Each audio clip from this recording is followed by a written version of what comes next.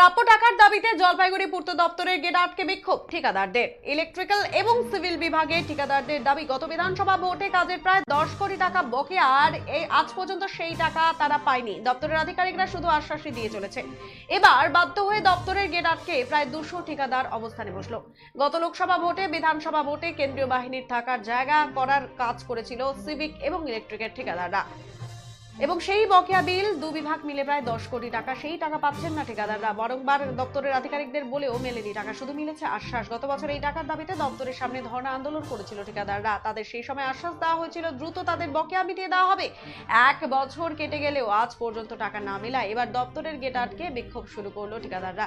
আজ ঠিকাদারদের আন্দোলনের কারণে দপ্তরের কর্মী থেকে আধিকারিক সবাইকে আটকে যায়, কেউ দপ্তর থেকে বাইরে বের হতে পারছে না। খবর দেওয়া হয় কোতোয়ালি থানার আইসি সঞ্জয় দত্ত পূর্ত দপ্তরে গিয়ে আন্দোলনকারী এবং আধিকারিকদের সাথে দীর্ঘ সময় কথা বলেন এবং আন্দোলনকারীদের আন্দোলন প্রত্যাহার করতে বলেন।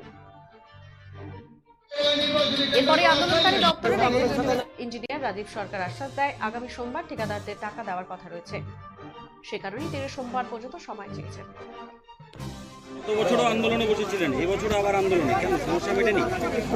2023-এর জুন মাসে আমরা আন্দোলন করেছিলাম, আপনারা দেখেছিলেন। সে সময় টানা 1 মাস আন্দোলন চলেছিল। কর্তৃপক্ষের সুনির্দিষ্ট আশ্বাসের ভিত্তিতে আমরা আন্দোলন করে নিয়েছিলাম। পরিস্থিতি এমন, তারপর থেকে বারংবার শুধু দরবার করে গেছি আমরা, আমাদের টাকাটা দেন, আমাদের টাকাটা দেন। কি পর্যায়ে আছে টাকা, কোথায় ফাইল, আমরা কবে পাবো, কোনো রকম কথা কেউ শুধু বলতে পারছে না, শুধু টালবাহানা কথাবার্তা, যে আজকে হবে, কালকে হবে, আসছে, এখানে ফাইল, ওখানে ফাইল। এমত অবস্থায় আমরা আজকে, কালকে, গতকাল সাহেবের কাছে গিয়েছিলাম। কোনো সুনির্দিষ্ট তথ্য, কোনো কিছু নেই। 2024-এর লোকসভায় ইলেকশনের কাজ অলরেডি চলে এসছে, জলপাইগুড়িতে ফোর্স ঢুকে যাবে। সেই কাজ পিডব্লিউডি কর্তৃপক্ষই করতে হবে।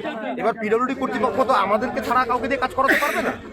তো এমত অবস্থায় সাহেবরা অলরেডি কাজ নেওয়ার কথা বলছে, কিন্তু পূর্বের 2021-এর বিধানসভা নির্বাচনের টাকার কোনো খবর নেই। 6,78,00,000 টাকা সিভিল পোর্শনে, ইলেকট্রিক্যাল পোর্শনে 3 কোটি টাকা, প্রায় ধরে নেন 10 কোটি টাকা।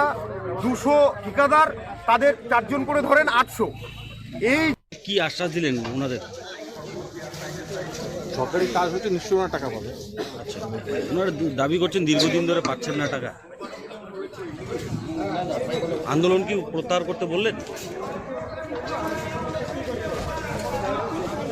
কিছু বলবেন?